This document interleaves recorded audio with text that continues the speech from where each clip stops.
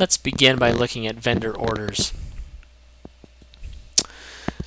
Vendor orders allows us to create vendor orders or purchase orders which we can process through our vendors, indicating which products we desire to be sent.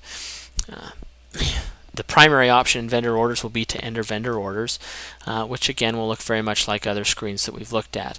We have some navigation functions so that we can view the currently open orders. If we want to change one of those orders, we can select modify.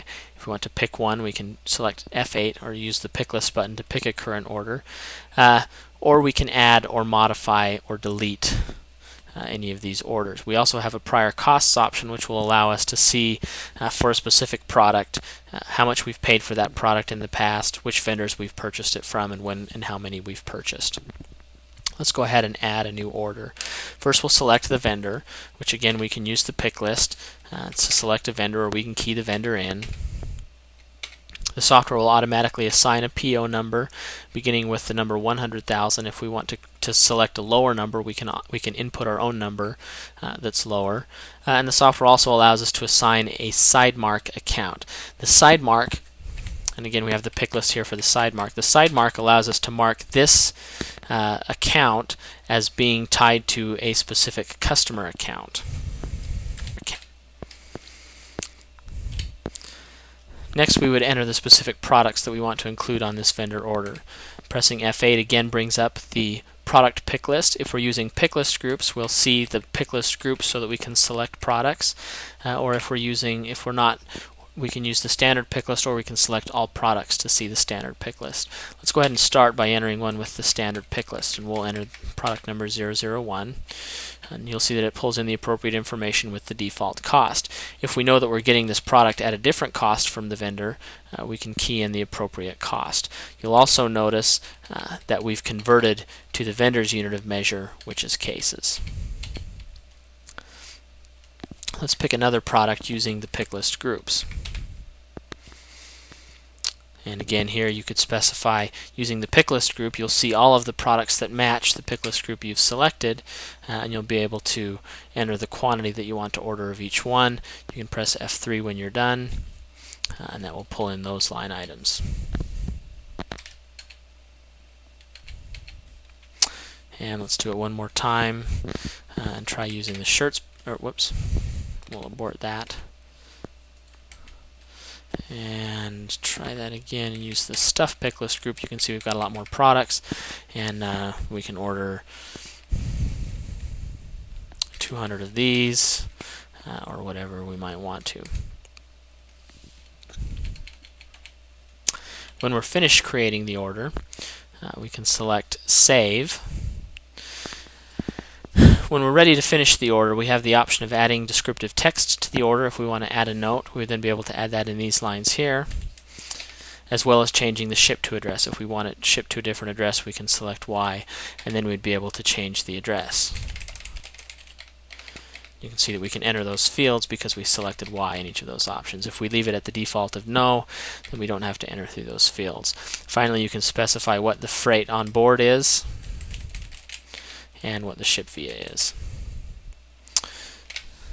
You have the option to print vendor orders. If you'd like to print them, you can, but you're not required to, and that would show you the specific line items. Let's view that at 75%, and you can see the specific line items that are on that order.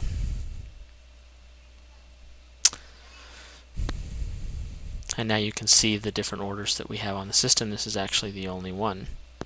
If we wanted to delete that order, we can also delete it. Now, let's try another function. If we select Add and put in the same account, you'll notice here at the bottom that we have the option to load all products, or to load reorder products, or to define a new vendor. If we select New Vendor, it will allow us to create a new vendor that we can create an invoice or a vendor order for at that time without having to exit and go into the definitions module. If we select Load All Products, the software will load all products for which we have this vendor defined as the reorder vendor. Let's cancel that. Add again. If we select Load Reorder Products, the software will automatically load whichever products we need to automatically order from this vendor using the appropriate vendor conversions. Because we were at a negative quantity on this particular item, for example, the software is ordering enough to bring us back up. I'm going to go ahead and convert these to whole numbers since the vendor is selling to me in cases. And you'll notice that it's automatically reordered the quantity sufficient to bring us up to the standard order level on all of these products. Let's go ahead and save that. And this time we'll say no, we don't want to change any of that information. And we don't need to print that order again. Now you'll also notice that the software is only keeping in here the current orders. Once we've received a vendor order, we no longer have the opportunity to work with it in the vendor orders module, because that becomes historical information at that point. Let's look at the rest of the options under vendor orders. We can choose to view vendor orders, in which case we would key in the vendor order that we want to look at and we would see the specific line items on that order. We can choose to do an auto reorder, which would perform the function that we just performed for one vendor, but it would perform it for all vendors and order all of the reorder products that need to be reordered on the system. The vendor order status report allows us to look for one vendor or for all vendors and see the status of the vendor orders that we've created during the time period, and we'll be able to see if we want to everything that we've received or just the items that are outstanding. Let's take a look at that.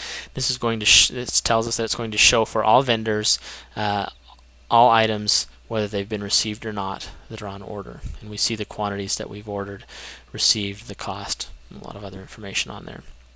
Prior product costs again allows us to see prior product that we've ordered, the cost that we've ordered it at, and the vendors that we've ordered it from. The vendor order schedule allows us to automatically schedule orders with the vendor, so that if, for example, we know we want to order 500 of a specific product from a vendor every month, we can put that in the vendor order schedule. And finally, we can reprint an old vendor order, which allows us to look at some of the historical data and see what a vendor order looked like. That's the vendor order process. The next step would be product receiving.